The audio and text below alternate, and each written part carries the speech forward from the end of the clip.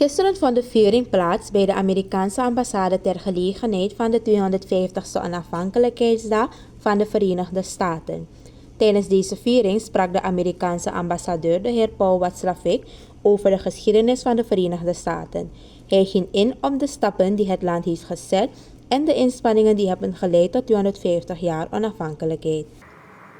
In the sweltering summer of 1776, a group of 56 remarkable and by the standards of their time, rather audacious men gathered in Philadelphia.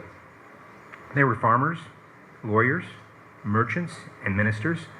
For weeks they argued, they debated, but in the end, they compromised. On July 4th, they adopted a document that would indelibly change the course of human history, the Declaration of Independence.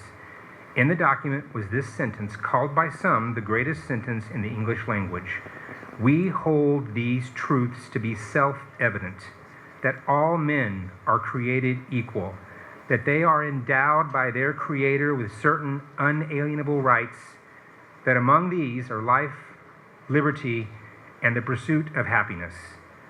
I read recently an article describing the many changes and edits made in the drafting of that single sentence, literally dozens, a testament to the different viewpoints and opinions they had to reconcile. Those 35 words were radical then, and in many ways they remain a challenge to us still, a standard, an expectation that we have spent 250 years striving to meet. President Trump, in his proclamation marking this year as a year of celebration and rededication, called July 4th, 1776 the most seminal political event in all of human history.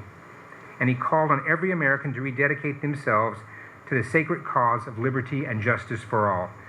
That spirit of rededication is exactly what brings us here tonight.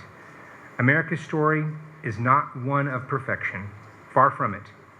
We are a nation of imperfect progress, of setbacks, but progress nonetheless, of a people who made an extraordinary promise and then spent generation after generation working to keep it.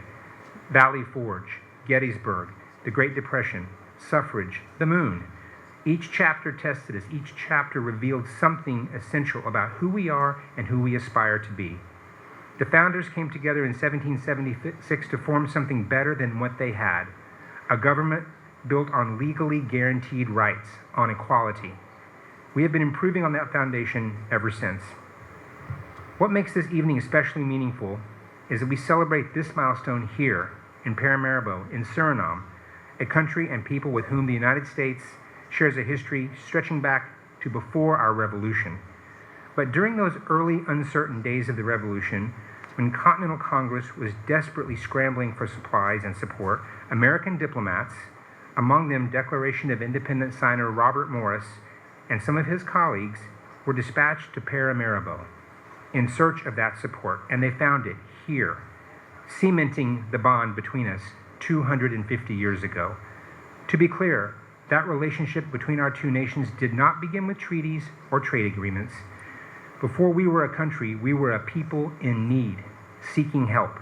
Here in Suriname, Robert Morris found trust and a willingness to extend a hand to a young nation to find its footing. As my friend, Foreign Minister Bova likes to say, friends help friends.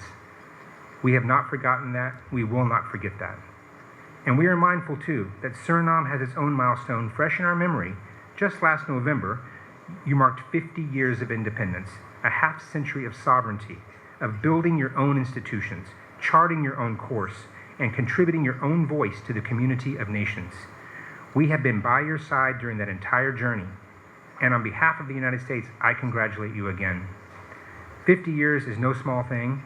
We know we just hit 250, and trust me, we are still figuring it out. As you make your way through the embassy this evening to the dining stations, I invite you to spend a few minutes in our Founders Museum, a collection of 83 historical portraits and scenes, signers of the Declaration of Independence, remarkable women of the Revolutionary era, and scenes from the war that made our independence possible. These are not just American faces, they are the faces of an idea.